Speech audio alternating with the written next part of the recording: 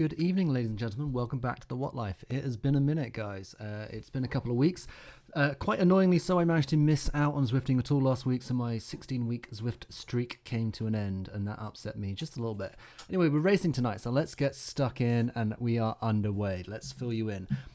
Firstly, the reason I kind of haven't really, or I missed a week or so of racing was we had the Zwift Games, which was absolutely awesome. I actually didn't get a chance to do the Out to Zwift, which was a little bit frustrating on my behalf, but nonetheless, that happened. But then we rolled into that kind of spin to win thing, and it kind of took my vibe away. It wasn't really the ride or the racing that I was looking for. I think some people, including myself, you dive into races late to get late spins. I kind of gave up on it. Just kind of like, I did it for like 3 days or maybe a couple of days. And then I just decided, look, enough's enough. This isn't my vibe. So I am very happy to report that Z Monthly Racing is back. And we are in Paris. Let me give you some stats on this one. 23k, so what's that? 14 and a bit miles. It's 3 loops along the Champs-Élysées. I think it's referred to something slightly differently in Zwift. Nonetheless, we've got 160 riders taking on this route. Nice, hard, fast start. It's pretty much dead flat, guys. 117 meters over the 23k.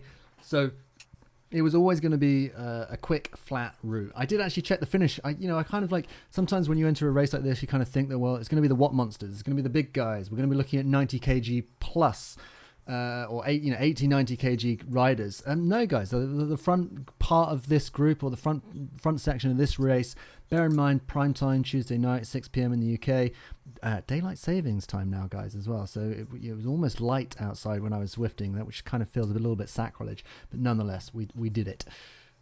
They weren't, and not everyone that won this, they were in the 70 kgs, like 71, 72, 76, 78. That kind of thing was the top end of this race. There is a few little, what do you call them? Slopes? A couple of slopes. The first one's the tunnel, which we've just been through, and the second one is the slope we are just about to do after we go through the power-up banner. This one's actually a little bit kind of longer and kind of just like takes a bit more time to get going, but anyway, yeah, it's a little bit harder to kind of get through under the, you get through this slope, and it just kind of seems to go on for a little bit longer than is comfortable. I don't know where that comes from, but it definitely kind of feels like that. By the way, when the screen went funny there, that was because I dropped my phone and I almost ended up quitting the race, which would have been not very funny. It's all on cobbles though, so the power-ups are Steamroller and Feather. Again, I mean, the Steamroller...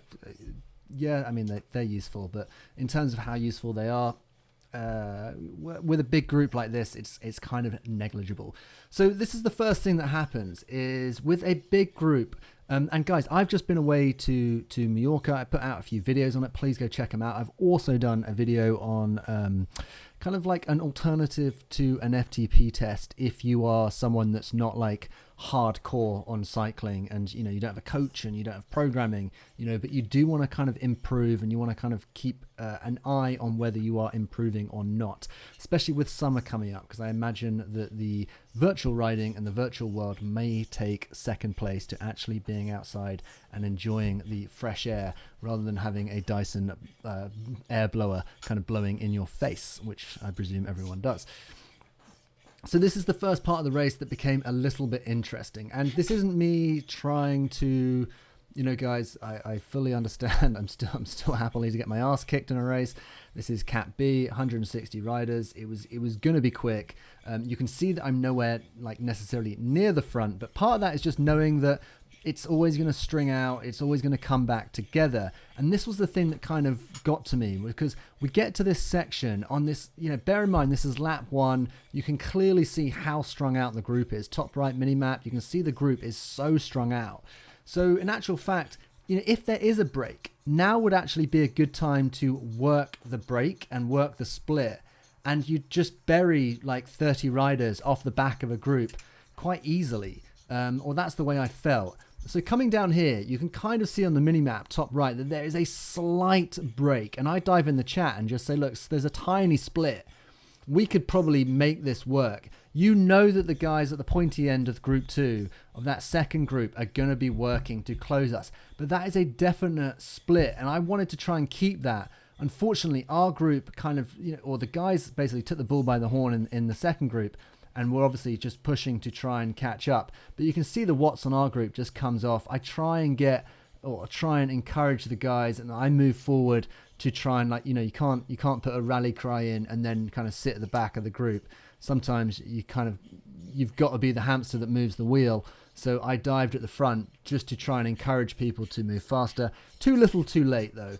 But nonetheless, we do get a little bit of a split. Again, guys, top right, we get a little bit of a split, and we do get some separation, and effectively we get a selection up front. But ultimately, this selection is going to be a group of like 80 riders, 75, 80 riders.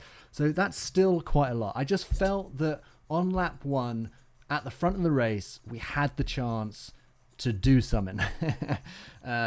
But nonetheless, it didn't happen, didn't work out. No one's fault necessarily, but I like to try and keep an eye on these things. And even though I'm happy to kind of sit in the group and be part of the pack, I'm not strong enough yet to get up front.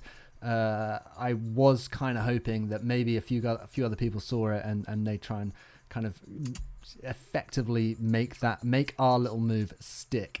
And as we go around now, we end up dropping a few riders off the back as the pace kind of quickens. So my legs were a little bit tired. I will throw that out there. I did a YouTube video yesterday, bank holiday, Easter weekend, Easter Monday. I went out and did a hill climb section where I just went absolutely hell for leather, lactic like through my eyeballs, which I enjoyed doing it. It was a lot of fun. I haven't done it since November last year. So what's that, like 4 months since I've tried that climb, and I put 15 seconds or improved my time by 15 seconds. Go and check out the video after this if you get a chance, because ultimately I haven't really been doing any short power training. I haven't been doing like any kind of over-unders or anything like that. I've been doing my Zwift racing. I've been doing the odd bit of like workouts and training sessions, but nothing that's like 2-minute repeats, 1-minute repeats, nothing that's kind of like super neuromuscular, just like high kind of, what is it, like just strength, bike strength. So to put in what was effectively a power PB, I think I ended up doing a 1 or a 2-minute power PB whilst doing this climb. So I definitely feel like I'm improving. But when I come into this race, it's as humbling as always to dive back into a Zwift race and just see how many cyclists are out there just like absolutely throwing down and riding incredibly well. So the one thing I probably think is worth chatting about is like this concept of zone 2 training, or ultimately, rather than let's not necessarily look at it as zone 2 training. Let's look at it as kind of building volume on the bike, because ultimately, the concept of zone 2 is the riding that you are doing in the guise of zone 2 is not impacting your body in terms of performance, so that when you want to go and do your interval sessions or your harder sessions or your race efforts, you are able to do that, because the easy riding that you are doing is not kind of destroying muscle fibers from a neuromuscular sense. But what it is doing is encouraging your body to metabolize fuel and increasing your effectively energy network, your mitochondria.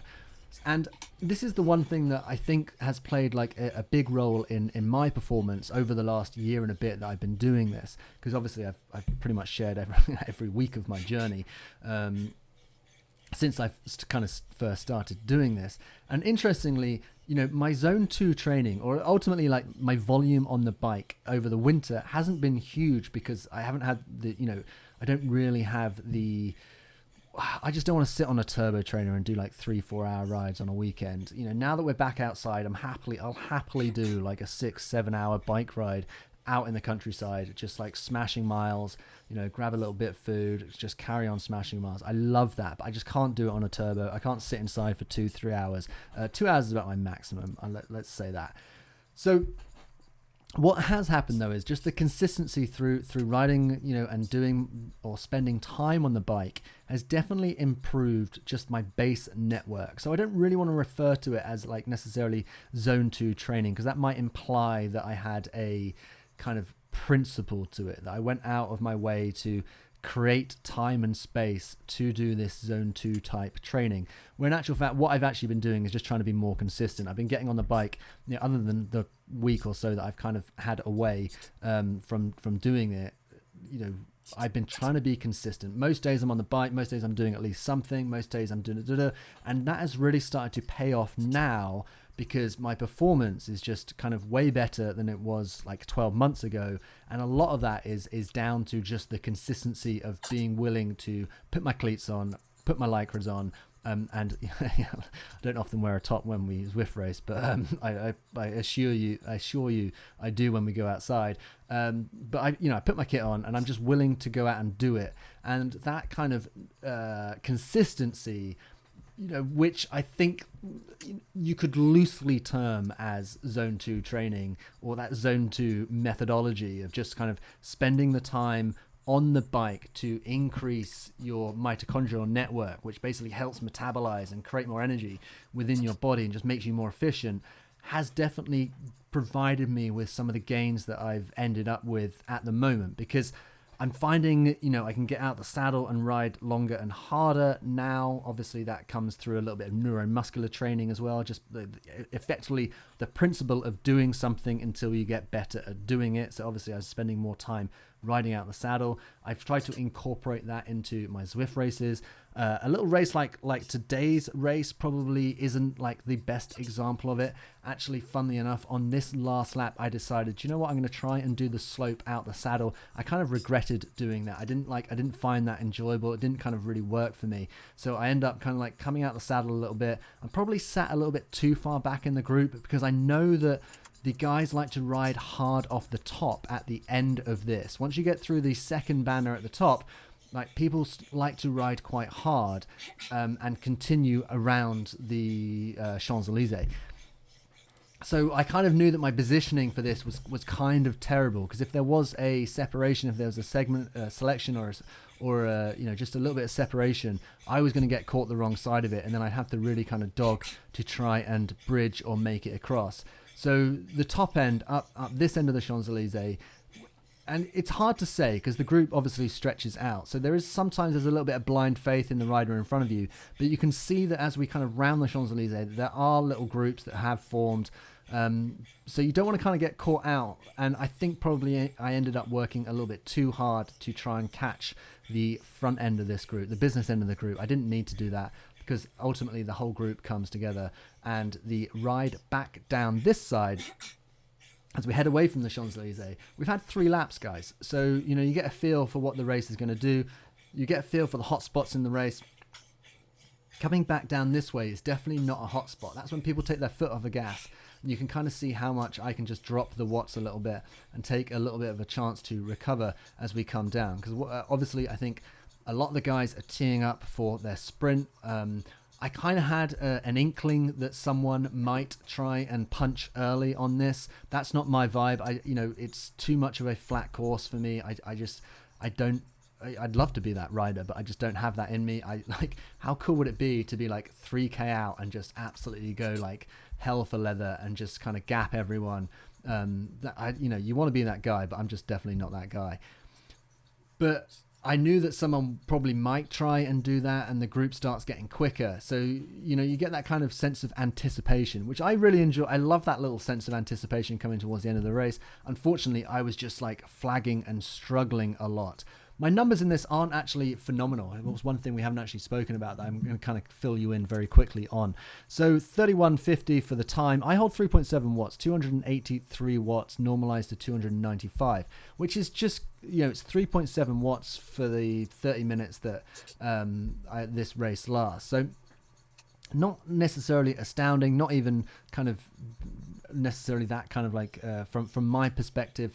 It's very just middle of the range in terms of my own performance, but I did find tonight a bit of a struggle. So it's like I said, it's like you know, I come back from Mallorca where I picked up a 30-minute power PB, you know, and then I go and do a hill climb yesterday and get like a 60-second or a 2-minute power PB, and then I come to this and tonight, and you kind of always, when things start going your way, you kind of presume that it's just going to continue. You're just like, guys, I've cracked it. Guys, sign me up to the tour. I know what I'm doing now. This is going to be power PRs every ride? And then you come back out and do something else. And you're like, oh gosh, this is actually way harder than I kind of thought it was. So this is my message to you guys. Take the little wins when they come, because they don't always last. You'll dive into a Zwift race at 6 p.m. on a random Tuesday night and get your ass handed to you, and then suddenly realize that you're not going to get a phone call from Alpha Centauri or whoever it is that's going to invite you along to race. Nonetheless, guys, we're coming into the last section of the race. I'm basically using my feather now just to try and hold on to the group. Whatever I have left is what I'm kind of like throwing basically down, which isn't a huge amount. I do manage to hit a 170 on the HR, which I will take given just how hard I found this race. So from a perceived effort perspective, it definitely felt like it was harder, and I thought it was going to be faster. I just thought my watts would be higher for this race than they actually came out at. So nonetheless, guys, I did enjoy it. It's great to be back. I hope you guys are happy that the What Life is back racing. So guys, this was a good race. I enjoyed it. Here's a quick look at my numbers. Nothing too crazy. I will see you in another race soon.